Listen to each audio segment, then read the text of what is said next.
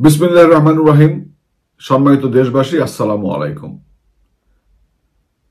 যুক্তরাজ্য সফররত প্রফেসর ইউনূস লন্ডনের চ্যাটাম হাউসে একটি সাংবাদিক সম্মেলনে অনেকক্ষণ ধরে কিছু কথা বলেছেন। যে কথাগুলোর মধ্যে অধিকাংশ ছিল মিথ্যা তথ্য নির্ভর, অধিকাংশই ছিল মিথ্যার ব্যাসাতি। এই বয়সে একজন মুরব্বী মানুষ হয়েও এতটা মিথ্যা কথা কেউ বলতে পারে, এটি প্রফেসর ইউনূস ছাড়া আর কারো পক্ষে সম্ভব কিনা এটি গবেষণার দাবি রাখে। এবং অনেকেই বলছেন এই সময় যদি হিটলারের তথ্যমন্ত্রী জোসেফ গোয়েবলস বেঁচে থাকতো তাহলে প্রফেসর ইউনূসের এই সমস্ত ভাষণ শুনে তিনি আরেকবার আত্মহত্যা করতেন। বাস্তবেও তাই। ইউনূস সাহেব বলেছেন যে তিনি যখন ক্ষমতা নেন আগস্ট 2024 সালে, তখন বাংলাদেশে বৈদেশিক মুদ্রার রিজার্ভ ছিল শূন্যের কোঠায়। আসলে কি তাই? আসলে তো তা নয়। তাহলে কি বাংলাদেশ ব্যাংক স্যাবোটাজ করছে? বাংলাদেশ ব্যাংকের গভর্নর, যিনি ইতিমধ্যেই অর্থ পাচারের সুনির্দিষ্ট অভিযোগে অভিযুক্ত হয়েছেন এবং বিব্রতকর সময় কাটাচ্ছেন, তিনি কি প্রফেসর ইউনূসের সঙ্গে কোনো ধরনের প্রতারণা করছেন? এখনো বাংলাদেশ ব্যাংকের ওয়েবসাইটে গেলে দেখা যাবে যে জুলাই 2025-এ বাংলাদেশে ফরেন কারেন্সির রিজার্ভ ছিল IMF নির্ধারিত BPM 6 পদ্ধতিতে 20.47 বিলিয়ন মার্কিন ডলার। এবং গত 11 মাসে প্রচুর পরিমাণ বৈদেশিক মুদ্রা আমাদের প্রবাসী ভাই বোনেরা বৈধ চ্যানেলে বাংলাদেশে পাঠিয়েছেন, বিপুল পরিমাণ। আগেও তারা পাঠাতেন এবং 5 আগস্টের পরেও তারা পাঠাচ্ছেন এবং সেই পরিমাণটি অনেক বেশি। তাহলে তো বৈদেশিক মুদ্রার পরিমাণ অনেক বেশি বেড়ে যাওয়ার কথা। উপরন্তু গত 10-11 মাসে বাংলাদেশে কোনো বড় ধরনের ইন্ডাস্ট্রি প্রতিষ্ঠার জন্য মূলধনী যন্ত্রপাতি আমদানি করা হয়নি। সাধারণত মূলধনী যন্ত্রপাতি আমদানির জন্য বড় অঙ্কের টাকা এলসি করতে হয়। এ ধরনের কোনো বড় অঙ্কের টাকা এলসি করা হয়নি এবং বাংলাদেশে মানুষের ক্রয় ক্ষমতা কমে যাওয়ার কারণে অনেক বিলাসী দ্রব্য আমদানি বন্ধ হয়ে গেছে। এক্ষেত্রে বাংলাদেশ সরকার এবং বাংলাদেশ ব্যাংক ব্যয় সংকোচন নীতি বাস্তবায়ন করছে। যদি তাই হয় তাহলে বাংলাদেশে অন্ততপক্ষে গত 10-11 মাসে প্রতি মাসেই $1 বিলিয়ন করে বৈদেশিক মুদ্রা অতিরিক্ত রিজার্ভ হবার কথা। সেই অনুযায়ী তো 10-12 বিলিয়ন নতুন করে রিজার্ভে যুক্ত হবার কথা।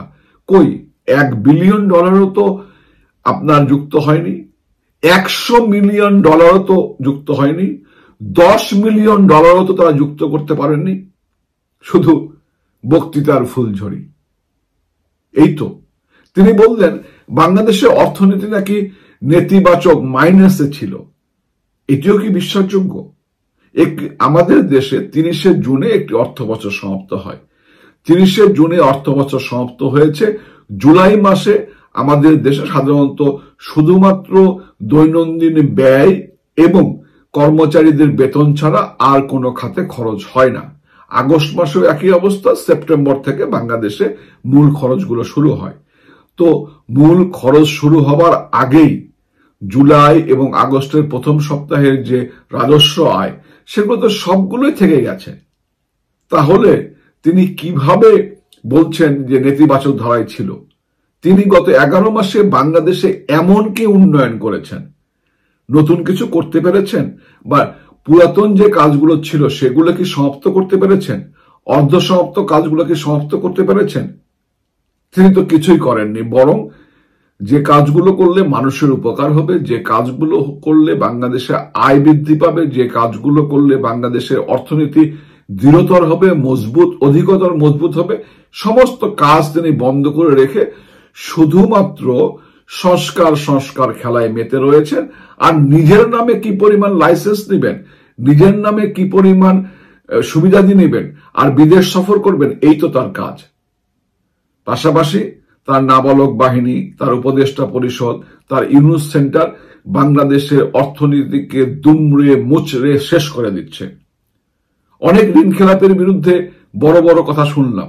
এখন শুনছি তারা নাকি ইউনূস সেন্টারের সঙ্গে বিশেষ যোগসাজশ করে সকল ঋণ খেলাপি মাপ পেয়ে যাচ্ছে, সকল টাকা পাচারকারী মাপ পেয়ে যাচ্ছে।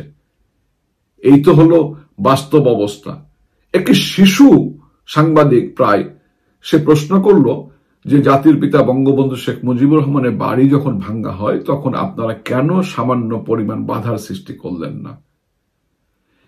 একজন শিশু সাংবাদিকের বা তরুণ সাংবাদিকের প্রশ্নের জবাবেও তিনি ঢোক গেলে মিথ্যাচার করলেন।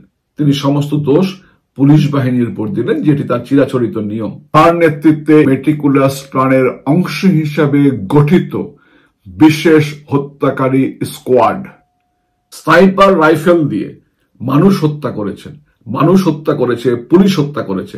সেই হত্যাকাণ্ডের দায় তিনি বাংলাদেশ পুলিশের উপর বা আওয়ামী লীগ সরকারের উপর চাপানোর চেষ্টা করেছেন।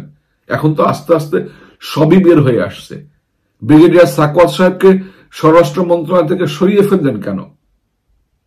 তিনি মুখ ফসকে সত্য বলেছিলেন, এ কারণেই তো। মানুষকে এত বোকা ভাবার কোনো কারণ নেই। পুলিশ নাকি নিষ্ক্রিয় ছিল। পুলিশের পাশাপাশি তো সেনাবাহিনী সক্রিয় ছিল বাংলাদেশে, এখনো আছে। আপনার সান্ডা বাহিনী তো আছে, আপনার উপদেষ্টারা তো আছে। কেউ একবারও চেষ্টা করেছেন যে এই ঐতিহাসিক বাড়িটি বাঁচানো উচিত? বঙ্গবন্ধু তো কোনো দোষ করেননি, একবারও চেষ্টা করেছেন? নাকি মূলত সবাই মিলে পরিকল্পনা করে, আপনি সহ সবাই মিলে পরিকল্পনা করে বঙ্গবন্ধুর 32 নম্বরে বাড়ি ভেঙেছেন? 32 নম্বর বাড়ি, এটি তো ইতিহাস। পাকিস্তান ভেঙে বাংলাদেশ সৃষ্টির কেন্দ্রবিন্দু বঙ্গবন্ধুর 32 নম্বর বাড়ি। এই কারণেই তো আপনাদের রাগ, এই কারণেই তো আপনাদের ক্ষোভ। আপনাদের পেয়ারের পাকিস্তান ভেঙে কেন বঙ্গবন্ধু বাংলাদেশ করেছিলেন? এ কারণে পরিকল্পিতভাবে বাড়িটি ভেঙে এখন আপনি মিথ্যাচার করছেন, তাও আবার একটা শিশু সাংবাদিকের প্রশ্নের জবাবে। একবার লজ্জাও করল না?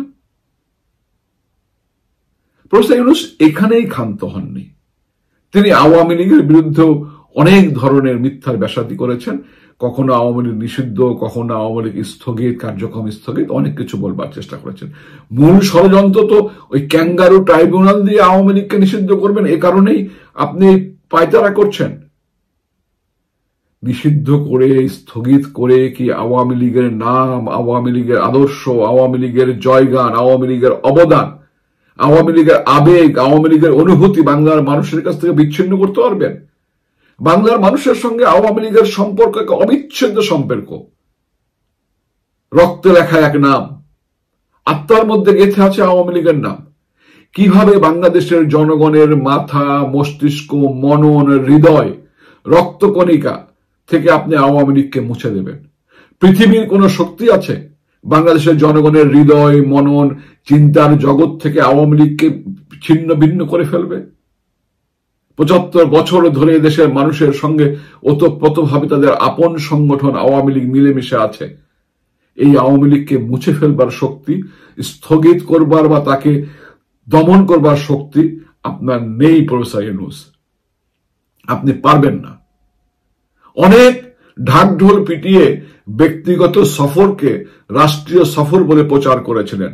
ব্রিটিশ রাজার সঙ্গে নৈশভোজ করবেন, ব্রিটিশ প্রধানমন্ত্রীর সঙ্গে দ্বিপাক্ষিক আলোচনা হবে, ব্রিটিশ প্রধানমন্ত্রী আপনার সম্মানে নৈশভোজ দেবেন। অনেক ধরনের কথা, অনেক ধরনের বাগাম্বর আমরা শুনেছিলাম। মানুষ আশাবাদী হয়েছিল যে এরকম একটি বড় রাষ্ট্রের সঙ্গে আমাদের দেশের সরকার যদি কোনো কিছু করতে পারে তাহলে মানুষ তো আশাবাদী হবেই। সকল আশাই গুড়ে বালি।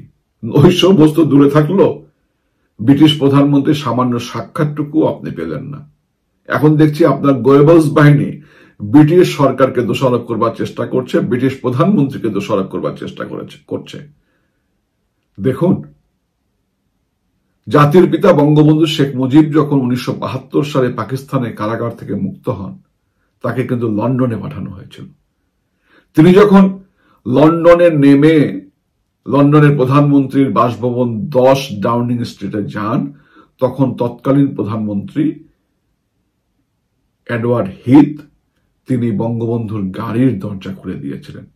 পরে সাংবাদিকরা প্রধানমন্ত্রীকে প্রশ্ন করেছিল, আপনি ব্রিটেনের প্রধানমন্ত্রী হয়ে কিভাবে আরেকটি দেশের প্রেসিডেন্টের গাড়ির দরজা খুলে দিলেন? এটি তো প্রটোকলে পড়ে না। তিনি বলেছিলেন, আমি কোনো মানুষের, কোনো ব্যক্তির অথবা কোনো প্রেসিডেন্ট প্রধানমন্ত্রী গাড়ির দরজা খুলে দিইনি। আমি একটি জাতির দরজা খুলে দিয়েছি ব্রিটেনের জনগণের পক্ষ থেকে। যিনি সম্মানিত, যিনি সম্মান প্রাপ্য, সবাই তাকে সম্মান করে।